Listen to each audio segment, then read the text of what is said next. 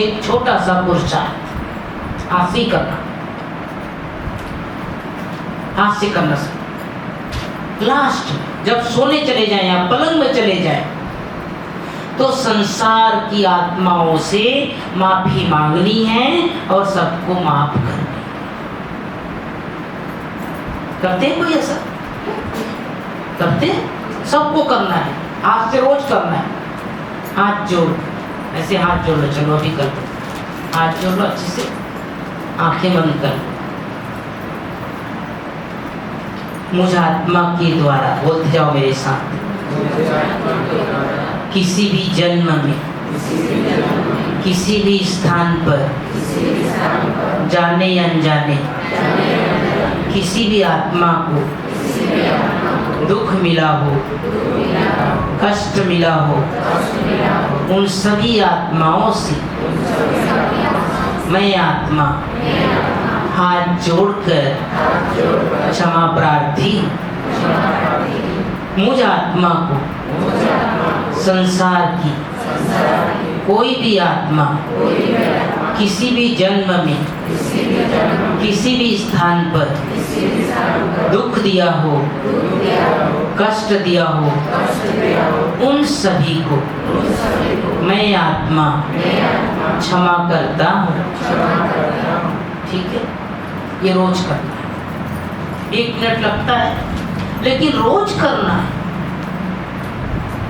रात को सोने से पहले, पलंग में जाने के बाद, सारा चाट बाबा को सुनाने के बाद माफी मांगनी है और सबको माफ करना है।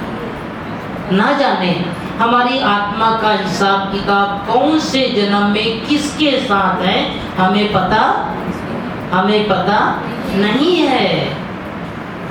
नहीं है, वो आत्मा में रिकॉर्ड है। कभी कभी आप देखेंगे छोटे बच्चे जो होते हैं ना, अभी 6 महीने का, 1 साल का, अचानक रोता है और कभी कभी अचानक हंसता है। कारण क्या है? आत्मा में पिछले जन्मों का हिसाब किताब चक्कर लगाता है। जब पुण्य सामने आता है तो बच्चा हंसता है, और जब पाप सामने आता है तो बच्चा रोता है। तो आत्मा में चक्कर लगाती है, पाप और पुण्य दोनों चक्कर लगाती है। इसलिए रोज हम सबको ये काम करना है, आत्माओं से माफी मांगनी है और माफ करनी। भीष्म पितामह का उदाहरण पता है ना? बानों की सैया पर लेटे हुए थे, लोग आके मिल रहे थे उससे,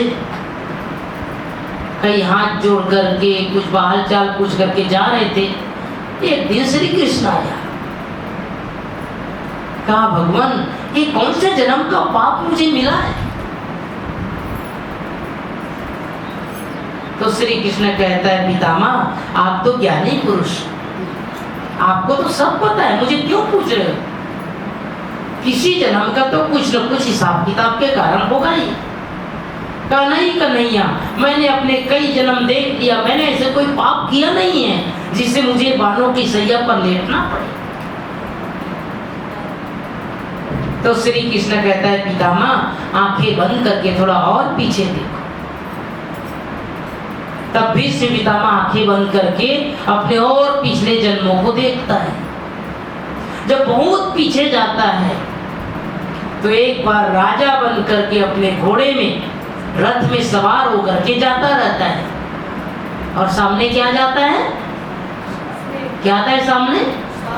सांप आ जाता है। सांप को क्या करता है? वो झाड़ी में फेंक देता है, कटीली झाड़ी में फेंक देता है, और वो सांप कांटों की सैया में, कांटे में जा करके तड़पता है। उसको समझ में आ जाता है ये कौन से जन्म का, कौन से पल का, कौन से समय का मुझे आज सजा मिला है। तो हर आत्मा अपने काम, अपने कर्मों के हिसाब किताब से बच नहीं सकती। इसलिए माफी मांगेंगे तो क्या होगा? उसका प्रभाव कम होगा। कम हो जाएगा। इसलिए माफी मांगने की विधि, ठीक है ना, तो रोज करना है।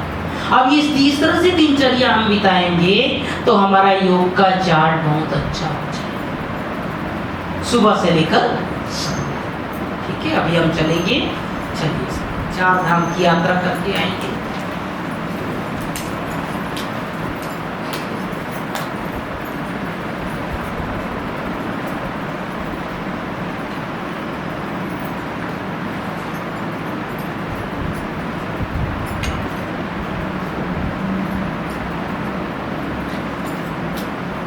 चार धाम जानते हैं ना सभी, जानते हैं ना।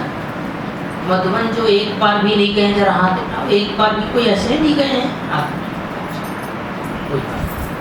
फोटो तो देखे होंगे ना बाबा के घर का, पांडव भवन का।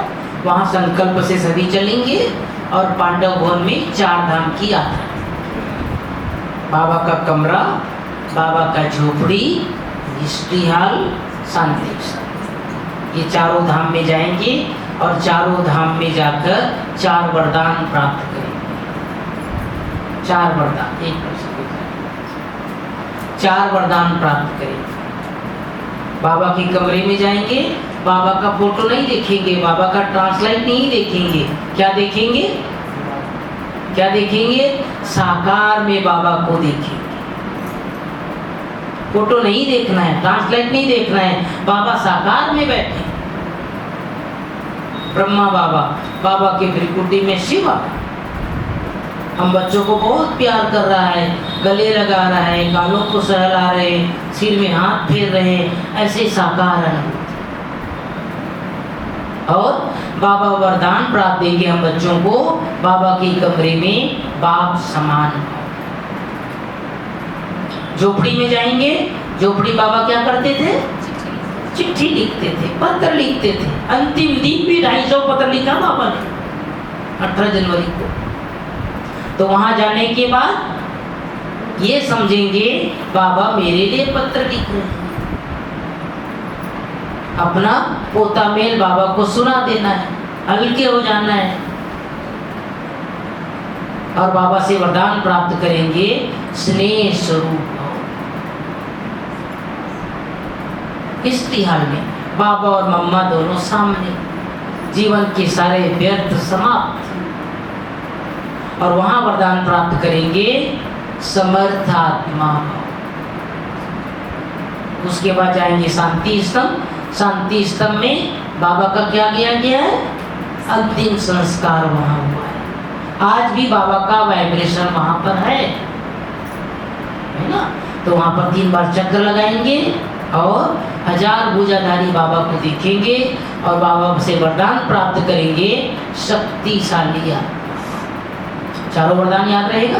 बाबा के कमरे में, बाबा के कमरे में बाप समान भाव, झोपड़ी में स्नेह स्वरूप भाव, हिस्ट्री हॉल में समर्थात्मा भाव और शांति स्तंभ में शक्तिशाली। अब इतना लंबा चौड़ा याद न रहे तो 4 एस याद रखें। 4 एस। बाबा के कमरे में समान, सिर्फ एक शब्द याद रखो। बाबा कमरे में समान, झोपड़ी में स्नेह, हिस्ट्री हॉल में समर्थ और शांति स्तंभ में शक्ति। अब तो याद रहेगा ना। बाबा कमरे में समान, झोपड़ी में स्नेह, हिस्ट्री हॉल में समर्थ और शांति स्तंभ में शक्ति। ठीक है, चलिए।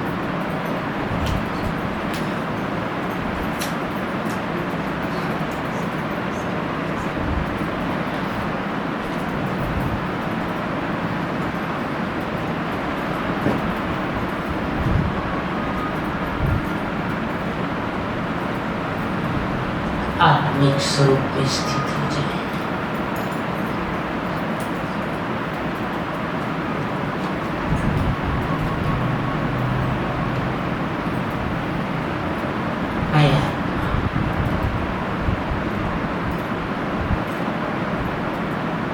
मस्तक मणि,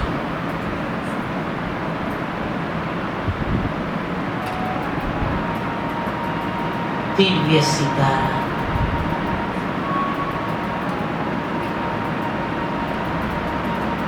मास्टर ज्ञान सूर्य।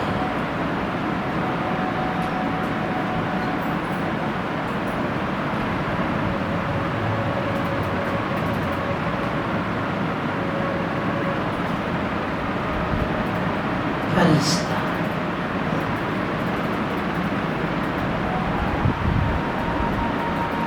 इस देह से निकलकर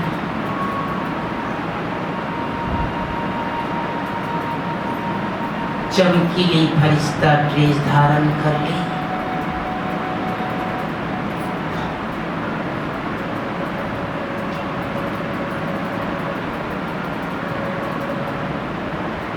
लाइट का शरीर,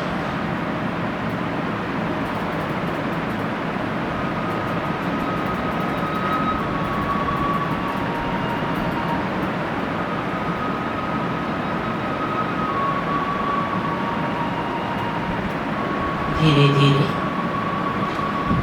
उड़ता पंछी बनकर पहुंच जाए पांडव भवन के गेट पर। सभी पहुंच जाए। सामने लाए दृश्य सिक्योरिटी वाला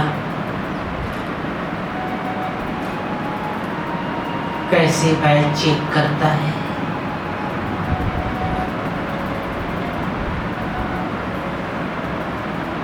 अंदर प्रवेश हो जाए।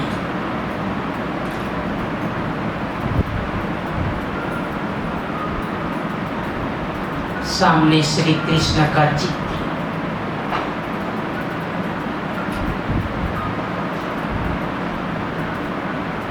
और आगे बढ़े। पांडव भवन का प्रांगण,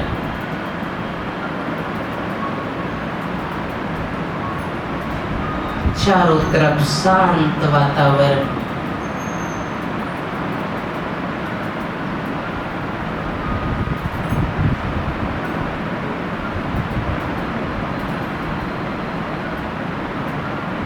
भगवान का अवतरण भूमि,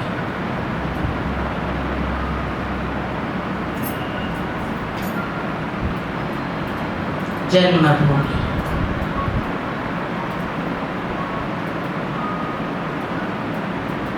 महान आत्माओं की तपस्या भूमि,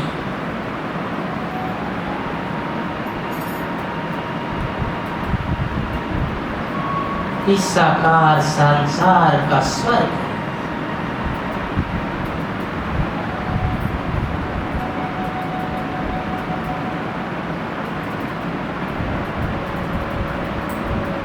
हम बच्चों का अपना प्यारा घर, मीठा मधुबन,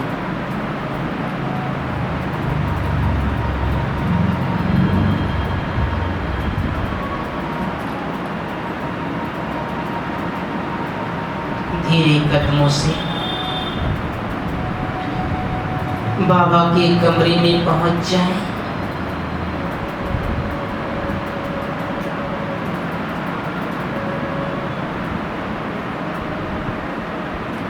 सभी पहुंच जाए बाबा के कमरे।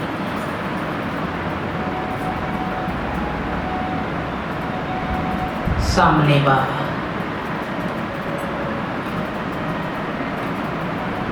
अपने पलंग पर विराजमान,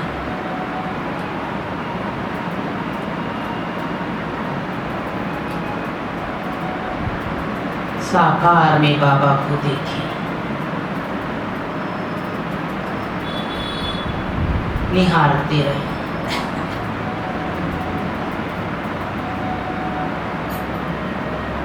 दृष्टि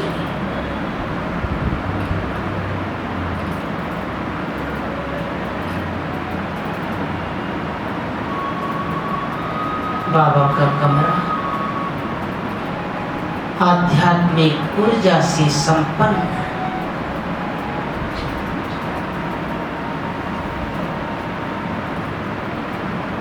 शक्तियों का प्रकंपन,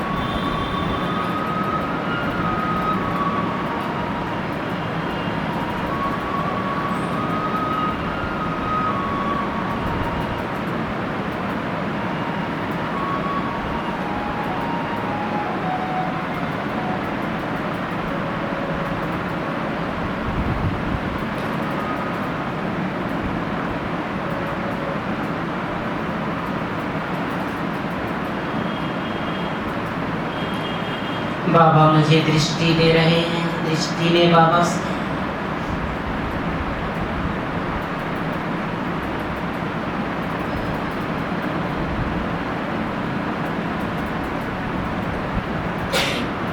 बाबा के मस्तक में शिव बाबा, दोनों बाबा।